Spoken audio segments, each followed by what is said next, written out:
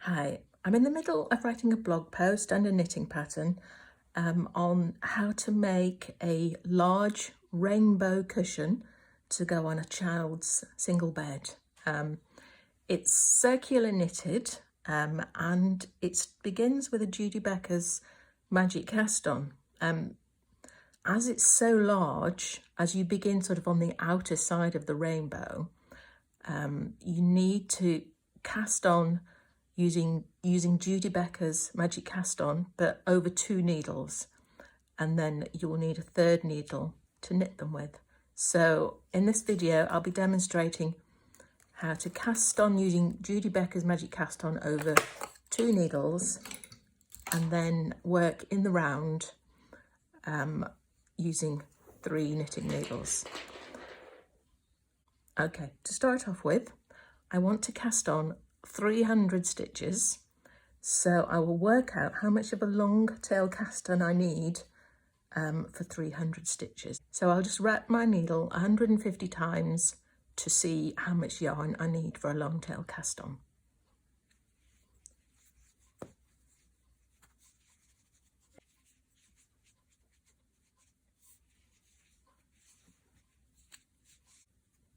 Okay, so I've wrapped it 150 times, so I had a little bit extra just for luck and a bit of leeway just to make sure that I don't run out.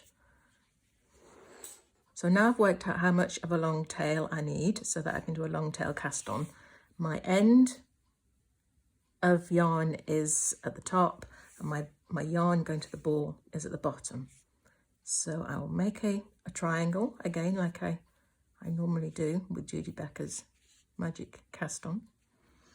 And this time I'm taking 2 pairs of circular knitting needles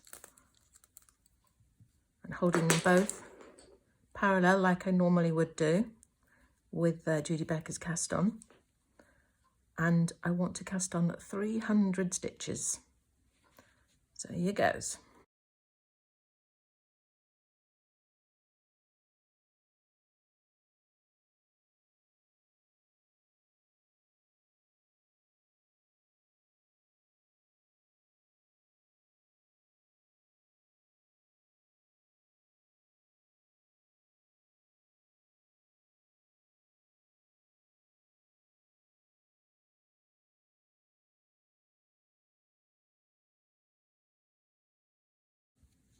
Okay, so that should be 300 stitches on 2 circular needles. So that's what 300 stitches looks like on 2 circular needles. Still got plenty of room left on the needles.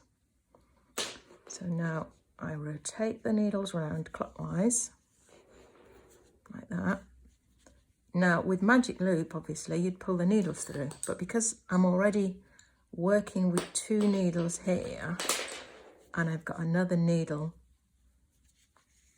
spare, I will keep the stitches on the needle and just knit the front stitches with the 3rd needle. This first round can be, this first round can be a little tight. Sometimes I might have wrapped it a bit too tightly around the needle. That's the thing, when you're casting on 300 stitches, it's very, very easy to forget about your tension a little bit. So it does help if you move the underneath needle out, and that does help to loosen things a bit. So now all the stitches on the other side are just on the cord and not on the needle, so it does make things a lot looser.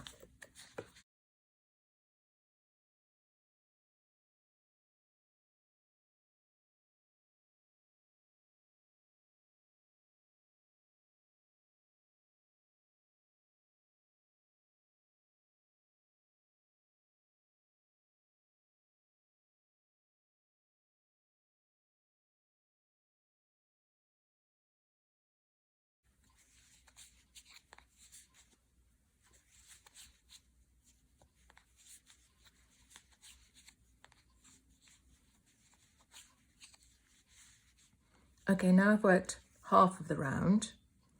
And in Magic Loop, normally I would pull the loop through, but as I'm not working in Magic Loop, I'm working with 3 circular needles. What I need to do is just flip the work round and pull the needle at the other end of this cord through so that these stitches are sitting on the needle. And it does actually help if I just pull those stitches onto the cord. It just makes the stitches a bit looser.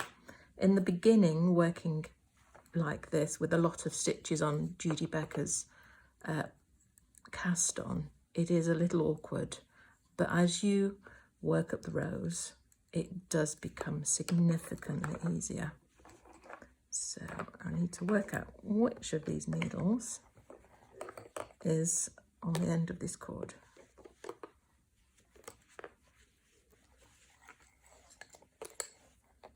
I will eventually get to a point where I don't need to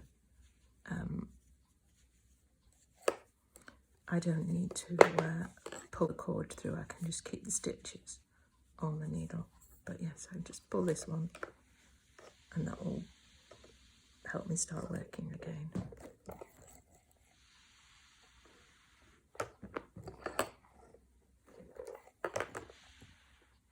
Okay.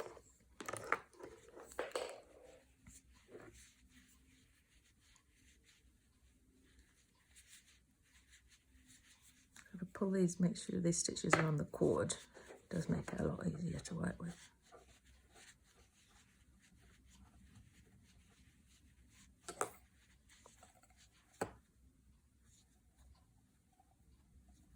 Okay, this stitch will always be tight because this was the very first wrap around the needle, so that's almost always tight. So I reach for the first needle that I just finished and I start working again on the other side of the round.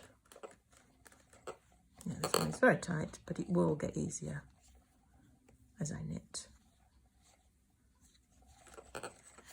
There.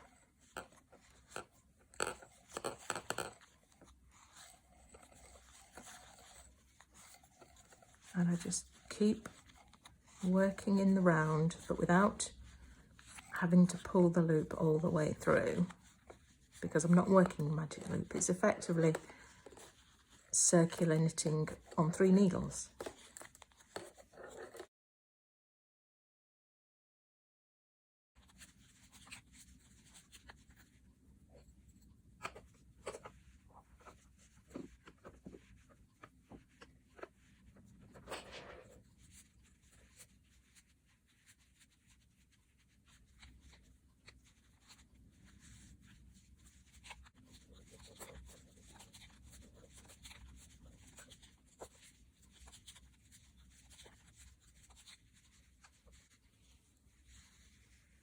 Okay, so that is one round completed using 3 circular knitting needles, and it is going to become significantly easier as I work my way down the rainbow, really. And so the next round, I won't demonstrate it now because I'm sure it's very dull just watching someone knitting. The next round I will push the needle through a bit more and pull it from the other side and just carry on working my way up the rainbow, but making sure that I keep these first stitches close together so that it closes the sides of the rainbow. Otherwise I'll have a big ladder down the side. And hopefully I'll have a pattern on my blog on how to make a large rainbow for a child's bed very soon.